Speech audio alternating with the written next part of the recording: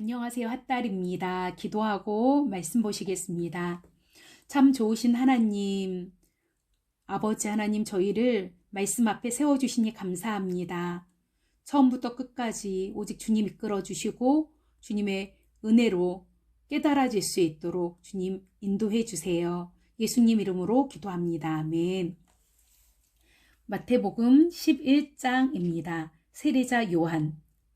예수께서 12제자에게 이렇게 당부하시고 나서 계속해서 여러 동네에서 가르치고 전도하셨다. 한편 요한은 감옥에 갇혀 있었다. 그는 예수께서 하고 계신 일을 전해 듣고는 자기 제자들을 보내어 물었다. 우리가 기다려온 분이 선생님입니까? 아니면 아직도 기다려야 합니까? 예수께서 그들에게 말씀하셨다. 가서 지금 벌어지고 있는 일을 요한에게 말하여라. 눈먼 사람이 보고 저는 사람이 걷고 나병 환자가 깨끗해지고 귀먹은 사람이 듣고 죽은 사람이 살아나며 이 땅에 불쌍한 사람들이 하나님께서 자기들 편임을 깨닫는다.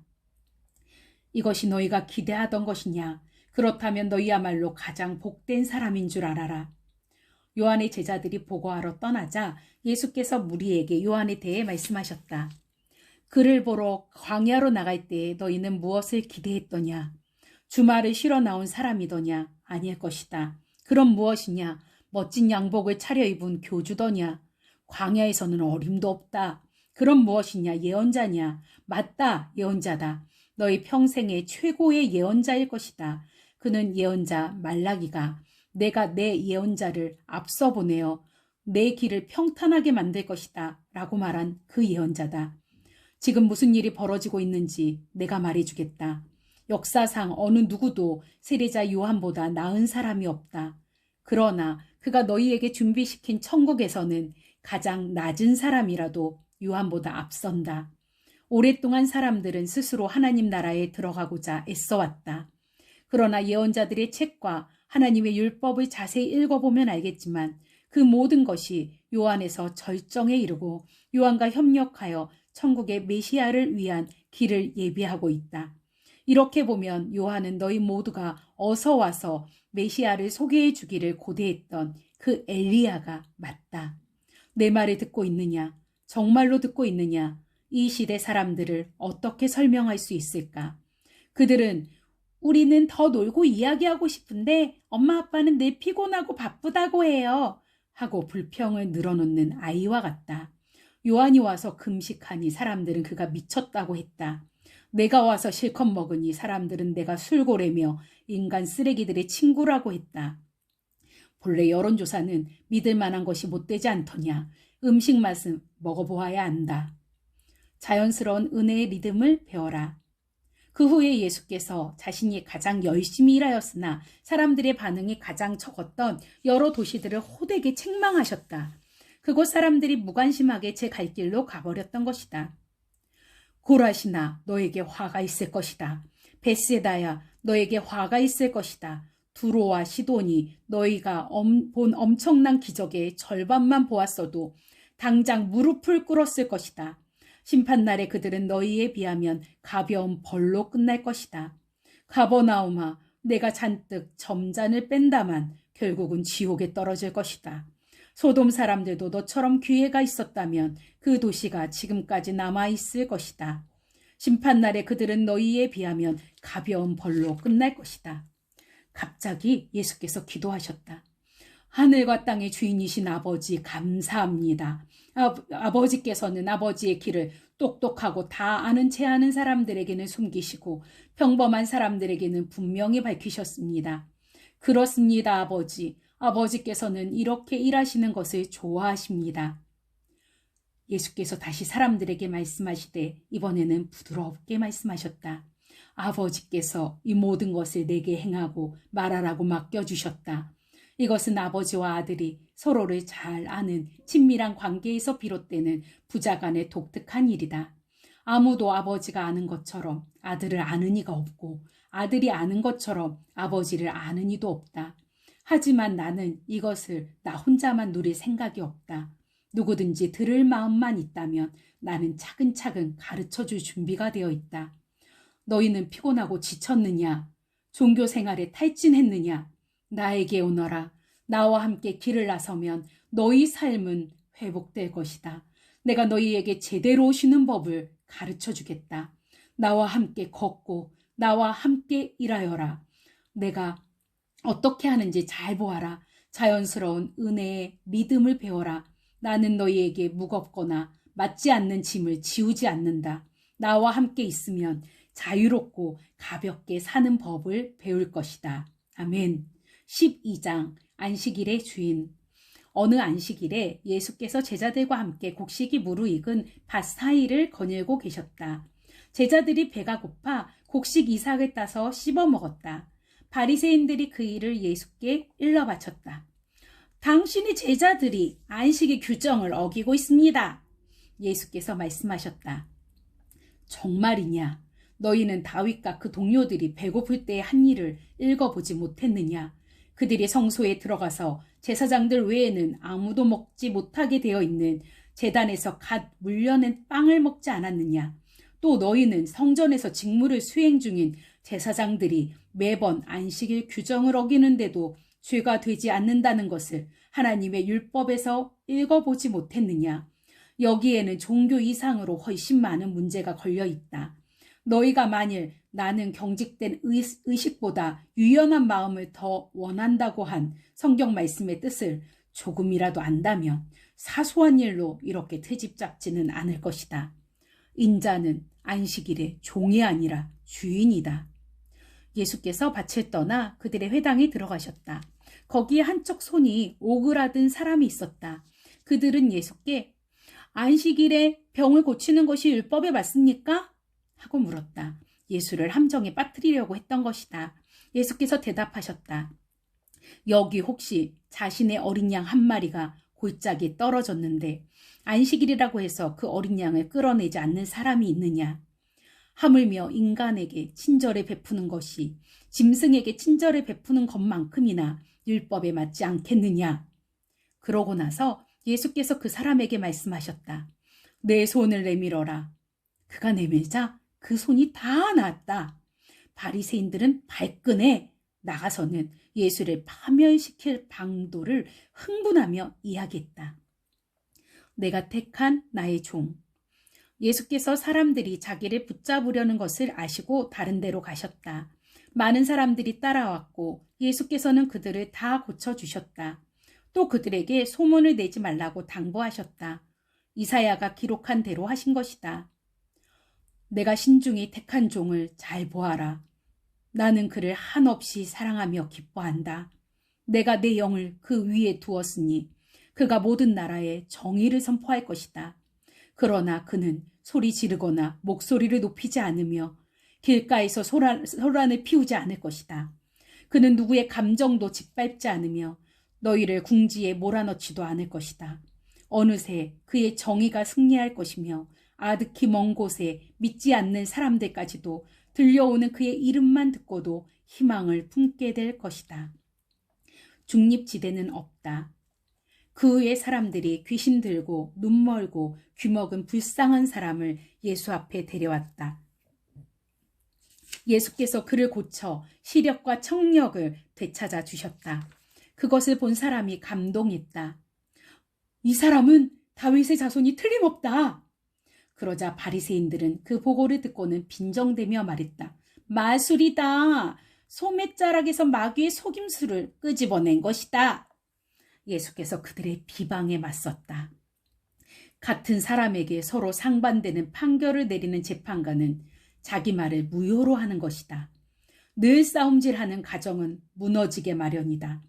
사탄이 사탄을 쫓아내면 어느 사탄이 남아나겠느냐? 너희가 나를 마귀라고 욕하며 마귀 쫓아내는 마귀라 부른다면 너희의 귀신 쫓아내는 자들에게도 똑같은 욕이 되지 않겠느냐? 그러나 내가 하나님의 능력으로 악한 귀신들을 내쫓는 것이라면 하나님 나라가 확실히 여기 있는 것이다. 환한 대낮에 시퍼렇게 눈을 뜬 건장한 사내의 집에 들어가서 그 살림을 가지고 달아나려면 먼저 그 사람을 묶어야 하지 않겠느냐. 그를 묶으면 집을 깨끗이 털 수 있다. 이것은 전쟁이며 중립지대는 없다. 내 편이 아니라면 너희는 내 적이다. 돕지 않으면 방해하는 것이다. 용서받지 못할 말이나 행동은 없다. 그러나 너희의 고의가 하나님의 영을 끝까지 비방하면 너희를 용서하시는 바로 그분을 물리치는 것이 된다. 너희가 어떤 오해로 인자를 거부하면 성령께서 너희를 용서하실 수 있다. 그러나 성령을 거부하면 너희는 자신이 걸터 앉은 나뭇가지를 톱으로 잘라내는 것이고 용서하시는 그분과의 모든 관계를 너희 자신의 사악함으로 끊어버리는 것이다. 건강한 나무를 키우면 건강한 열매를 거둔다. 병든 나무를 키우면 벌레 먹은 열매를 거둔다. 열매를 보면 나무를 알 수 있다. 너희 생각은 뱀 구덩이와 같다. 너희 생각이 그렇게 더러운데 어떻게 너희 말이 온전할 수 있겠느냐? 너희 말에 의미를 부여해 주는 것은 사전이 아니라 너희 마음이다. 선한 사람은 철마다 선한 행실과 선한 말에 열매를 맺는다. 악한 사람은 과수원의 마른 병과 같다. 내가 너희에게 말한다. 이 부주의한 말 한마디가 되돌아와서 너희를 괴롭힐 것이다. 결산의 날이 올 것이다. 말에는 막강한 힘이 있다. 말에 신중을 기하여라. 말이 너희를 구원할 수도 있고 너희를 저주할 수도 있다. 요나의 증거. 나중에 종교학자와 바리새인 몇 사람이 예수를 찾아왔다. 선생님, 당신의 신임장을 보고 싶습니다. 하나님이 함께 하시는 일이라면 확실한 증거를 보여주십시오. 기적이라도 보여주시죠. 예수께서 말씀하셨다.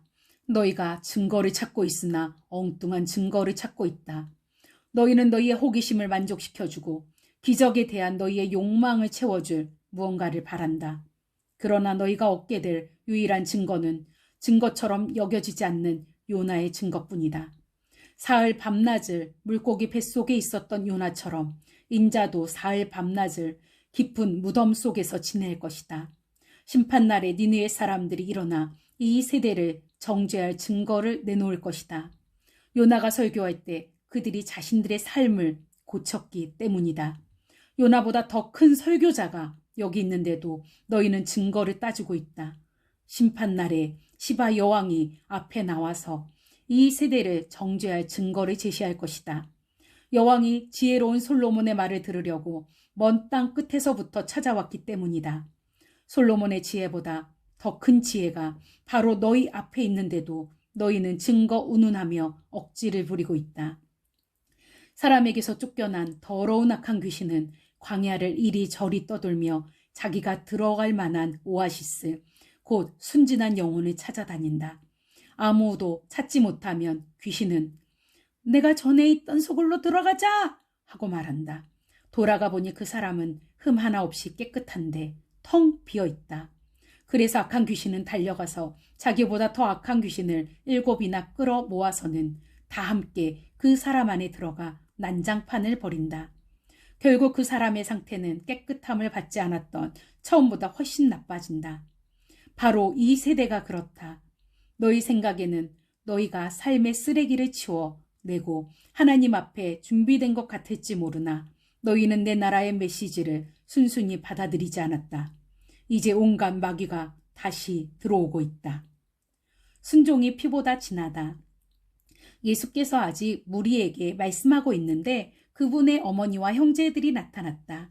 그들은 밖에서 예수께 말을 전하려고 했다. 누군가 예수께 말씀드렸다. 선생님의 어머니와 형제들이 이야기하려고 밖에 있습니다. 예수께서 직접 답하지 않고 이렇게 말씀하셨다. 내 어머니와 형제들이 누구라고 생각하느냐? 그러고는 제자들을 향해 손을 내미셨다. 잘 보아라. 이들이 내 어머니요 형제들이다. 순종이 피보다 진하다.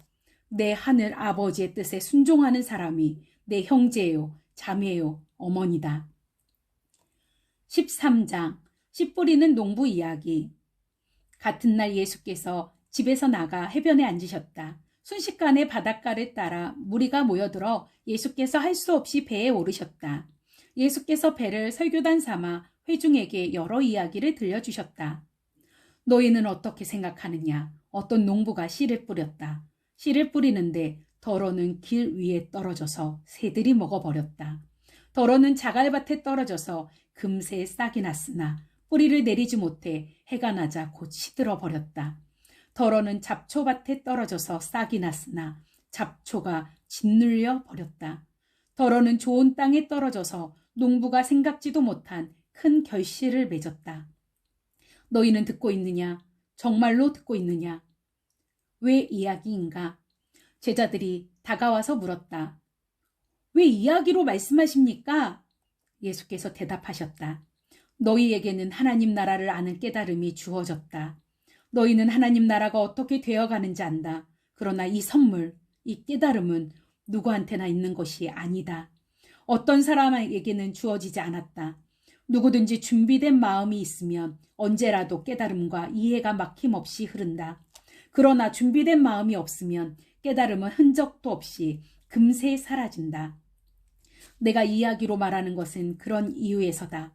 마음을 준비시키고 마음을 열어 깨닫도록 주의를 환기시키려는 것이다. 현재 상태로는 그들은 세상 끝날까지 쳐다보아도 보지 못하고 지칠 때까지 들어도 깨닫지 못한다. 내가 이사야의 예언을 굳이 반복해서 말할 필요가 있겠느냐? 너희 귀가 열렸으나 하나도 듣지 못하고 눈을 떴으나 하나도 보지 못한다. 이 사람들은 머리가 꽉 막혔다. 그들은 듣지 않으려고 손가락으로 귀를 틀어막는다. 보지 않으려고, 나와 얼굴을 맞대지 않으려고, 내 치유를 받지 않으려고 두 눈을 질끈 감는다. 그러나 너희는 하나님이 복 주신 눈, 곧 보는 눈이 있다. 하나님이 복 주신 귀, 곧 듣는 귀가 있다. 예언자와 겸손하게 믿는 이들을 비롯해 많은 사람들이 너희가 지금 보는 것을 보고 너희가 지금 듣는 것을 들을 수만 있었다면 그 무엇도 마다하지 않았을 텐데 그럴 기회가 없었다. 씨 뿌리는 농부 이야기의 의미. 농부가 씨를 뿌리는 이 이야기에서 배워라. 누구든지 천국 소식을 듣고도 받아들이지 않으면 마음에 뿌려졌으나 겉에 그대로 남아있는 그들은 그것을 악한 자가 와서 낚아채 간다. 이것이 농부가 길 위에 뿌린 씨다. 자갈밭에 떨어진 씨는 듣는 즉시 뜨겁게 반응하는 사람이다. 하지만 성품에 토양이 없다 보니 감정이 식거나 어두움이 닥치면 어려움이 닥치면 아무 쓸모가 없게 되고 만다. 잡초밭에 떨어진 씨는 천국 소식을 듣기는 듣지만 세상 모든 것을 갖고 싶어 더 얻으려는 염려와 망상의 잡초 때문에 숨이 막혀서 아무 소득이 없는 사람이다.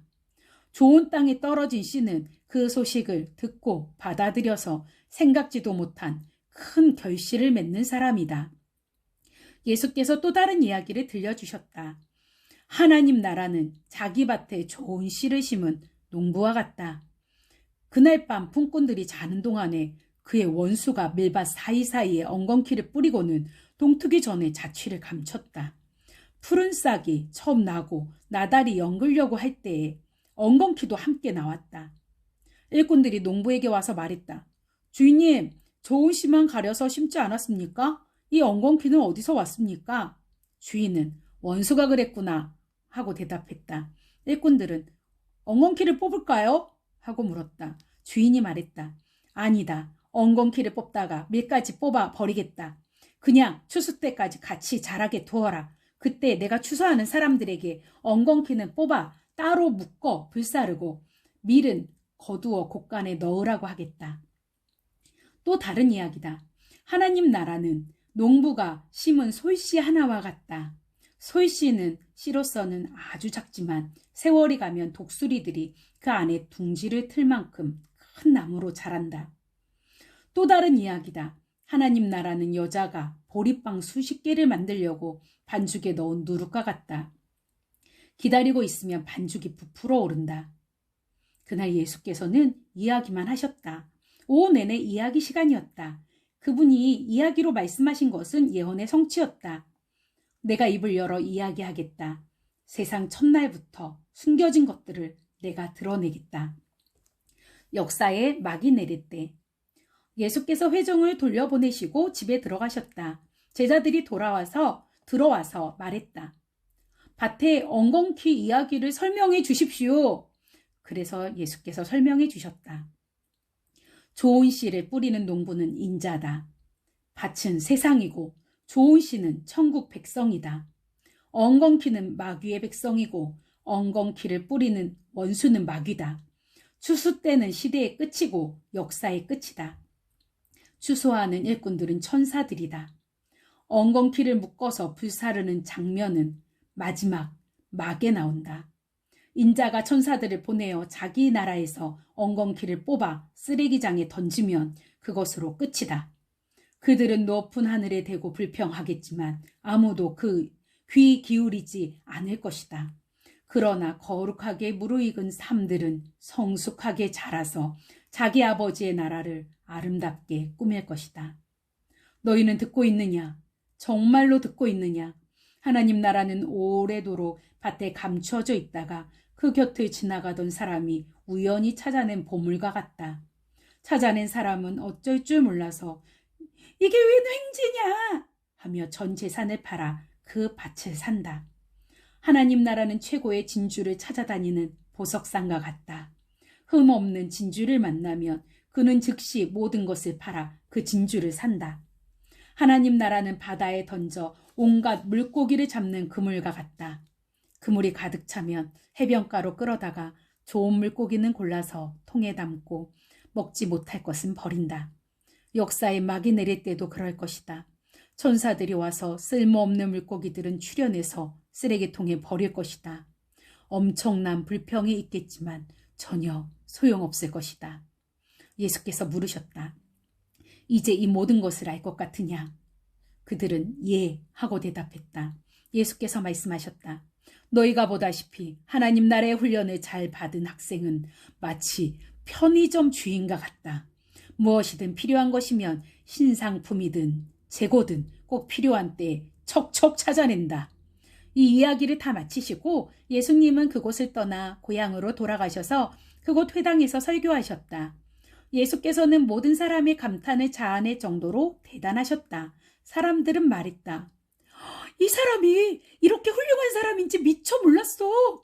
어떻게 이런 지혜와 이런 능력을 갖게 되었을까? 그러나 한편으로 그들은 언제 그랬냐는 듯이 어느새 그분을 깎아내리고 있었다. 근데 우리는 이 사람을 어려서부터 알았어. 그는 목수의 아들이야. 그의 어머니 마리아를 우리가 알고 있고 그의 동생 야고보와 요셉과 시몬과 유다를 알아. 그의 누이들도 다 여기 살고 있다. 도대체 그는 자기가 누구라고 저러는 거야? 그들은 아주 언짢게 생각했다. 그러나 예수께서는 예언자는 자기 고향과 가족에게 대단치 않게 여겨지는 법이다 라고 말씀하셨다. 그들의 적대감과 무관심 속에서 무관심 때문에 예수께서는 거기서 기적을 많이 행하지 않으셨다. 아멘. 기도하겠습니다. 하나님께서 복을 주셔서 영의 눈을 열어주시고 영의 귀를 열어주셔서 말씀이 들려지고 보여지고 깨달아지고 살고 싶어서 견딜 수 없는 그런 마음이 생기도록 인도해 주세요. 주님과 함께 주님 안에서 평안함을 누리는 우리 모두가 되길 소원합니다. 참 좋으신 예수님의 이름으로 간절히 기도드렸습니다. 아멘. 아멘. 끝까지 같이 해주셔서 감사합니다. 핫달이었습니다. 사랑하고 축복합니다.